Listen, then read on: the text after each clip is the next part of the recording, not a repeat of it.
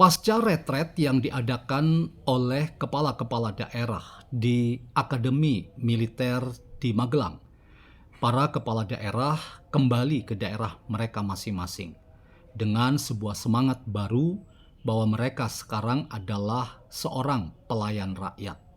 Sebagai seorang pemimpin rakyat, maka tugas mereka adalah menjadi pemimpin yang amanah, baik di tingkat 1 maupun tingkat 2. Ini semua tidak lepas dari cara seorang Prabowo Subianto membangun konsolidasi yang penting sekali agar para pemimpin-pemimpin daerah bersinergi dan satu visi dengan pemerintah pusat bahwa tugas pemimpin itu adalah menjadi orang yang bertanggung jawab, menghadirkan keadilan dan kesejahteraan bagi masyarakat yang dipimpin oleh mereka.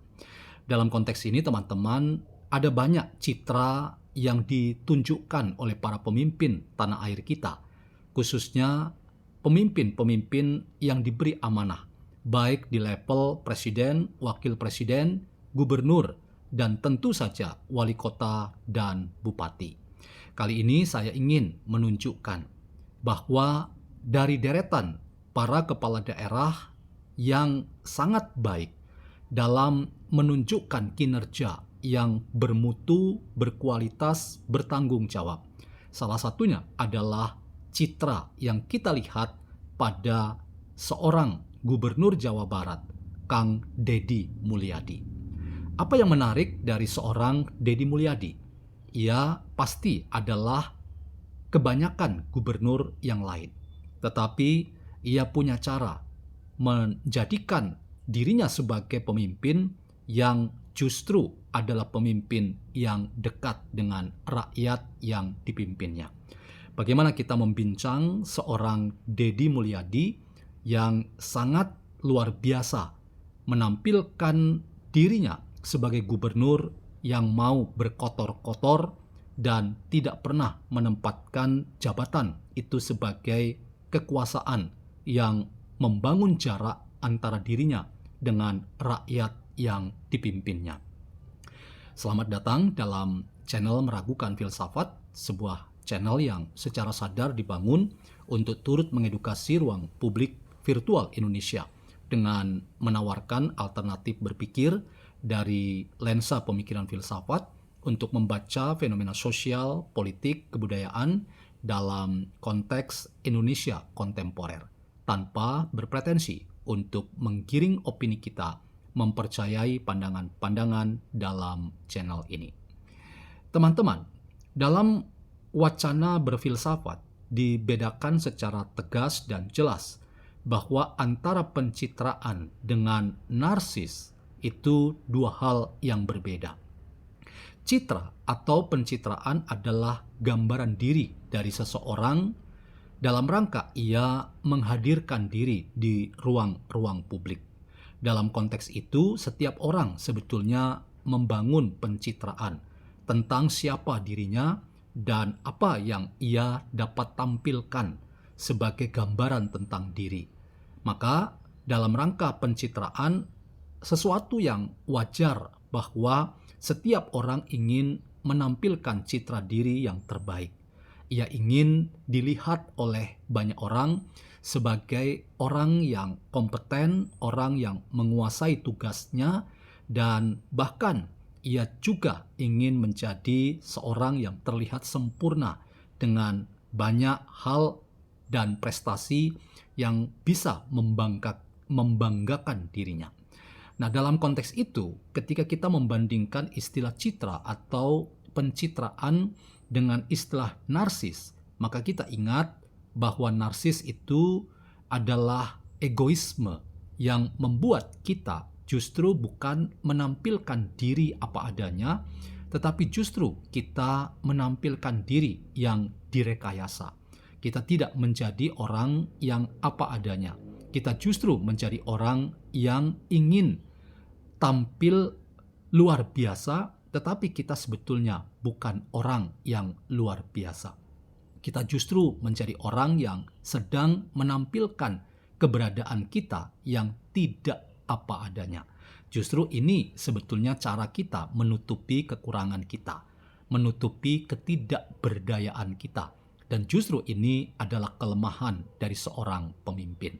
Dalam konteks itu, teman-teman, saya ingin menunjukkan bahwa seorang Deddy Mulyadi ketika ia tampil sebagai pemimpin Gubernur Jawa Barat, ia masuk ke kolong-kolong jembatan membersihkan bersama warga sampah-sampah yang ada di paret, selokan, bahkan sungai yang membuat air tidak bisa berjalan normal.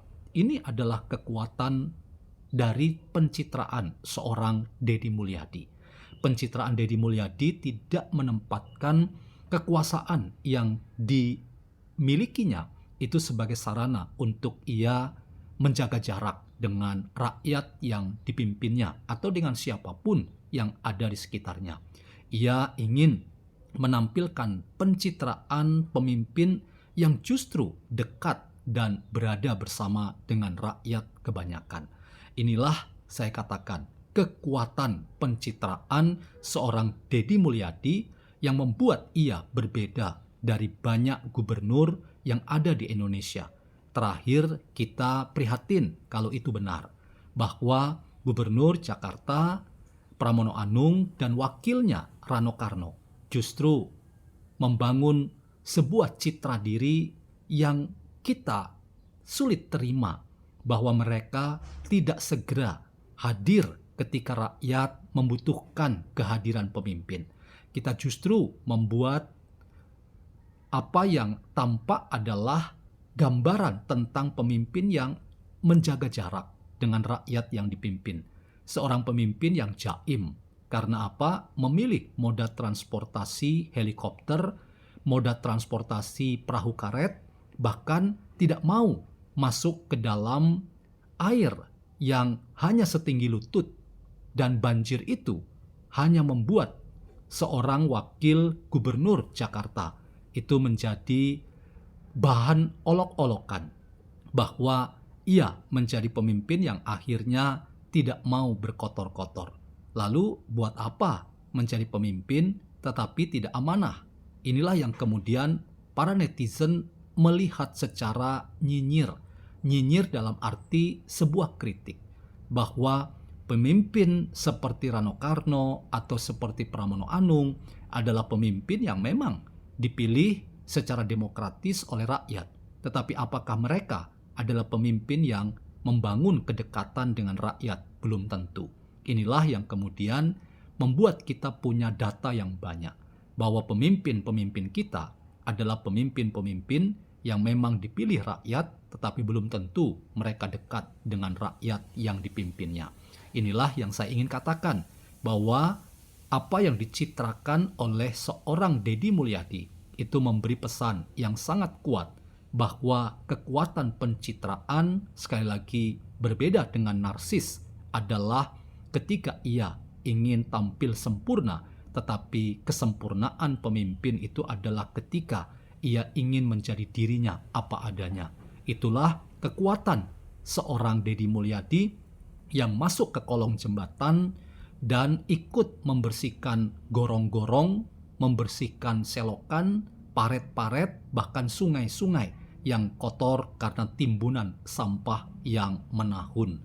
Inilah kekuatan politik seorang Deddy Mulyadi yang harusnya dicontoh oleh banyak pemimpin. Karena itu kita berharap bahwa ada gerbong yang semakin besar dari para pemimpin kita. Kalau betul mereka dikatakan pemimpin amanah, maka jadilah pemimpin yang bertanggung jawab, yang sedekat mungkin dengan rakyat yang dipimpin, dan berusaha agar kepemimpinan mereka berdampak bagi masyarakat luas dan kehadiran mereka tidak menjadi beban pemerintah, beban rakyat, tetapi justru kehadiran mereka menjadi sumber inspirasi agar rakyat tergerak untuk turut serta mengatasi masalah-masalah yang dihadapi oleh bangsa, masyarakat, dan rakyat yang membutuhkan perhatian kita semua. Karena itu teman-teman, mari kita belajar dari Kang Deddy Mulyadi. Semoga saja ia amanah dan terus menjadi pemimpin yang benar-benar melaksanakan tugasnya dengan baik. Dan sekaligus Deddy Mulyadi melakukan kritik yang sangat keras pada citra pemimpin yang tidak mau dekat dengan rakyat dan menjaga image atau jaim dengan rakyat yang dipimpinnya. Pemimpin itu harus kotor, pemimpin itu harus berkeringat, pemimpin itu bahkan harus bau karena ia memang berpeluh dan berusaha keras untuk sedekat mungkin dengan rakyat yang sedang kepayahan dan menderita dengan banyaknya tantangan hidup mereka hari ini yang tidak mudah. Terima kasih Kang Deddy Mulyadi, Anda menjadi inspirator dari kepemimpinan yang sebenarnya, yaitu kepemimpinan yang menjadi amanah dan sumber inspirasi bagi rakyat yang dipimpin. Mari perbanyak model-model kepemimpinan seperti Deddy Mulyadi. Kiranya banyak pemimpin yang seperti Deddy Mulyadi.